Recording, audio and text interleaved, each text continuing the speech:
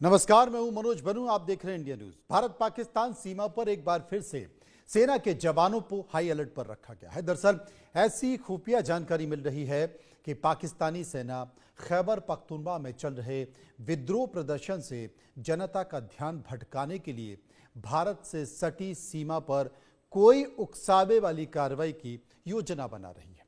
सूत्रों के अनुसार इस बेहद विश्वसनीय खुफिया जानकारी के आधार पर भारतीय सशस्त्र बलों को हाई अलर्ट पर रखा गया है। इसके मद्देनजर सीमा पर सैनिकों की तैनाती बढ़ा दी गई है।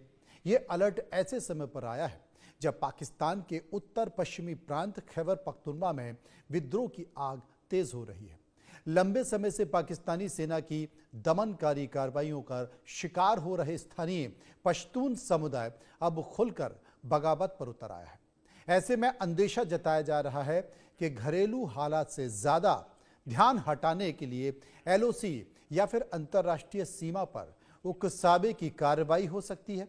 इस विश्वसनीय खुफिया रिपोर्ट के बाद भारतीय सेना को तुरंत सतर्क रहने के आदेश दे दिए गए हैं। सभी जगह निगरानी बढ़ा दी गई है। कई जगह जम्मू कश्मीर के इलाकों में तलाशी अभियान चलाया जा रहा है और सीमा क्षेत्रों में सुरक्षा मुस्तैद कर दी गई है। सुरक्षा को लेकर किसी तरह की ढिलाई नहीं बरती जाएगी। भारतीय सेना के अधिकारियों का कहना है कि सेना किसी भी स्थिति से निपटने के लिए पूरी तरह तैयार है और दुश्मन की किसी भी हरकत का मुंह तोड़ जवाब दे दिया जाएगा। जम्मू कश्मीर में दिल्ली के रेड फोर्ट ब्लास्ट के बाद हाई अलर्ट घोषित किया गया है और लगातार यहां पर एंटी टेरर ऑपरेशन जो है कंडक्ट किए जा रहे हैं। चाहे हम उत्तरी कश्मीर के सीमावर्ती इलाकों की बात करें, जहां पर लगातार घुसपैठ की कोशिशें आतंकियों के द्वारा की जा रही है और इन तमाम तर कोशिशों को सुरक्षा बल जो है विफल बना रहे हैं।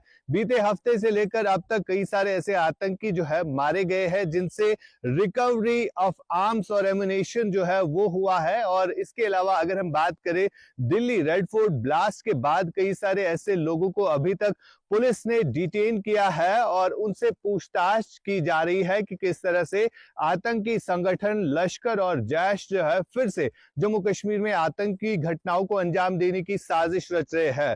फिलहाल लगातार हाई अलर्ट घोषित किया गया है। चाहे हम उत्तरी कश्मीर या दक्षिणी कश्मीर के इलाकों की बात करें, यहाँ पर हाईवेज पर एक्स्ट्रा सिक्योरिटी डिप्लॉयमेंट जो है वो रखी गई है, जिसमें सीआरपीएफ, बीएसएफ, इंडियन आर्मी और जम्मू कश्मीर पुलिस जो है एक्स्ट्रा चेक पॉइंट जो है वो कायम किए हुए हैं। और लगातार आज भी हमने देखा कि श्रीनगर के लाल चौक में अलग अलग दुकानों के ऊपर जो रेड्स डाली जा रही है और वहां पर लोगों से पूछताछ की जा रही है।